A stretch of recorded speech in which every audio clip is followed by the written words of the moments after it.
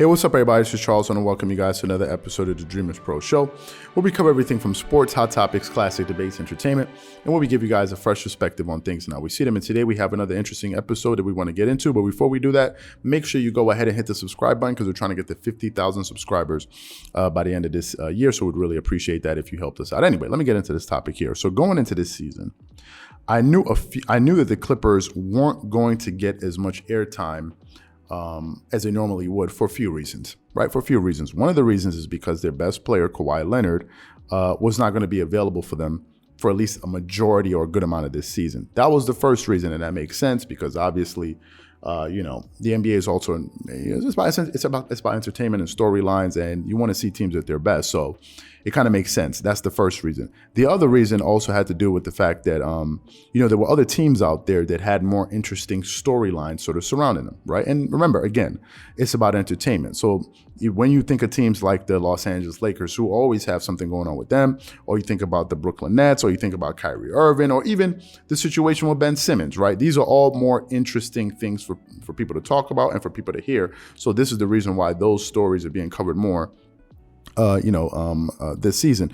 But quietly, the Clippers have been one of the more consistent teams in the Western Conference this year. As we currently speak, the Clippers are currently the number 5 seed in the Western Conference. The number 5 seed. To me, I think that's pretty impressive if you look at the teams that are in the West. You have the Golden State Warriors, who are the number 1 seed, of course, the Phoenix Suns, who are the number 2 seed, the Utah Jazz, and number 3. No one is surprised about that. But I think that the surprise is the Memphis Grizzlies. They're the number 4 seed, and of course, you have the Clippers at number 5, the Lakers are number 6, the Mavericks at number 7.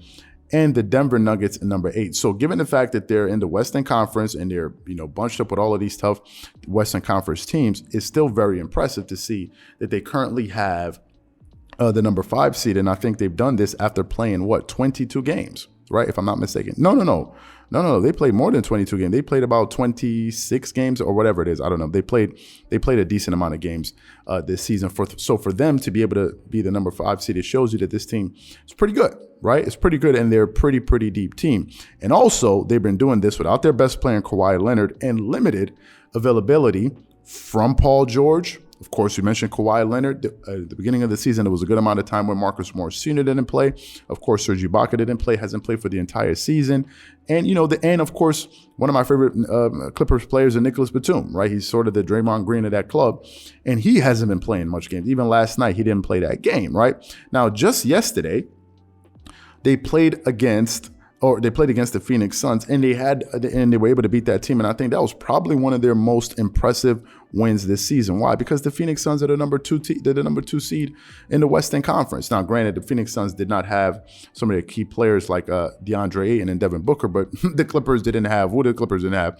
They didn't have Serge Ibaka. Of course, they didn't have Paul George. They didn't have Kawhi Leonard, and they didn't have Nicholas Batum. So I think it was a pretty even matchup, and they were able to beat them, pretty decisively, 111 to 95 to 95. And, some key Clippers stepped up. Marcus Morris Sr., who's my favorite Clipper, he scored 24 points. Of course, Terrence Mann chipped in 17.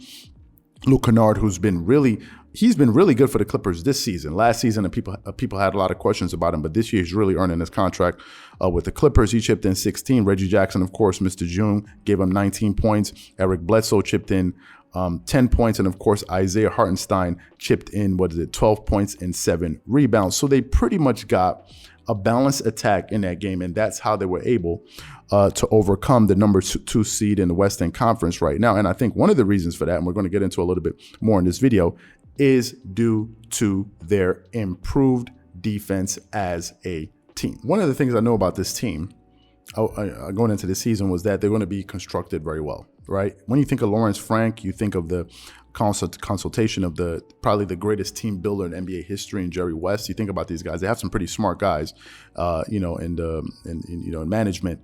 With the Clippers, they were going to be able to put together a good roster, and I think they've done that again this season. As we currently speak, the Clippers are the number 7 3-point shooting team in the NBA.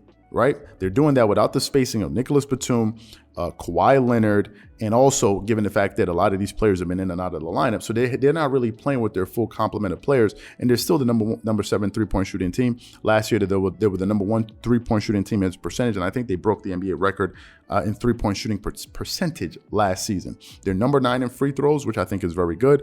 They're still a little bit turnover prone. They're getting about 15 turnovers a game. I think that's a lot of turnovers, and I think they have to limit that, but I think that has a lot to do with the fact that they have different players kind of handling the ball, and of course, Paul George is not a prototypical point guard, but given the fact that he was able to spend some time with Chauncey Billups, and because remember, a lot of what happened last year with Chauncey Billups was that he was able to really help Paul George improve his point guard skills. Is one of the reasons they felt comfortable moving off of Lou Williams and kind of making Paul George have some more of the ball handler responsibilities. That's the one kind of area that the Clippers have where they haven't really addressed over the last few seasons. That's their point guard spot. That's one of the main areas I still think they need to work on a little bit and try to see if they can upgrade that spot. But nevertheless, they're getting 15 turnovers a game. But they are a much more improved defensive group. Something I was saying earlier, and I'm going to tell you guys why. Right now this season, they're the number 4th ranked rated defensive team in the NBA.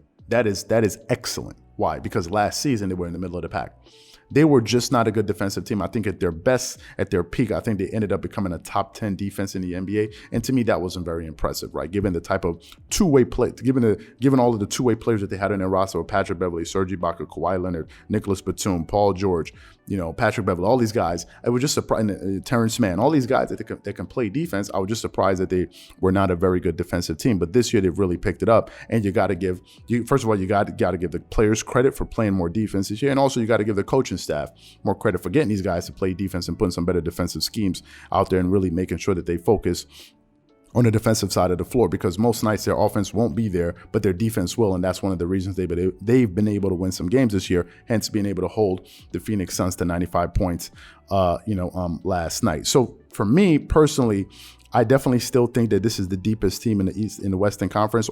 All I think that they need to do is ensure that they're able to hold down the fort until Kawhi Leonard comes back. I'm one of the few people that believes he will come back this season sometime around All-Star break. Some people don't believe it, but that's what I think. I still think there's a possibility that he returns. I just think what they need to do is ensure that they're not an 8 or 7 seed. They don't need to be in a play-in tournament. Right now, they're the number 5 seed. I'll be pretty comfortable if they were able to hold that seed for the entire season until Kawhi Leonard returns. Because remember, last year, they were the number 4 seed. They ended up playing the number 5 seed. So they don't have to be the number 1 seed to be able to make it to the Western Conference Finals. Last year, they made it to the Western Conference Finals, and they weren't the 1, 2, I think, or 3 seed in the Western Conference. So they don't need that, right? I just think that they need to be positioned properly in order, until at least Kawhi Leonard and these guys come back, and then him and Paul George and these guys, and obviously the coach in the Ty Lue, who is a magician in the playoffs at making adjustments in game-to-game adjustments. I think they'll be able to do just fine. So we just have to wait and see, until these guys are fully healthy and if Kawhi is able to come back. But for now, I definitely think that they are the deepest team in the Western Conference, or at least if they're not the deepest team, they are one of the deepest teams in the Western Conference, and that's what I think. So what I want to know from you guys, what do you think about this team? Do you think Kawhi Leonard is going to return? Do you think that this roster has been put together properly? Whatever you guys think, please leave your thoughts and comments in the comment section below. Again, if you enjoyed the video, be sure to make sure you go ahead and hit the like button, hit the subscribe button, and hit the notification bell to be notified whenever we drop our content. Once again, this is Charles here from Dreamerspro. Wishing you guys an amazing day and catch you guys on the next episode.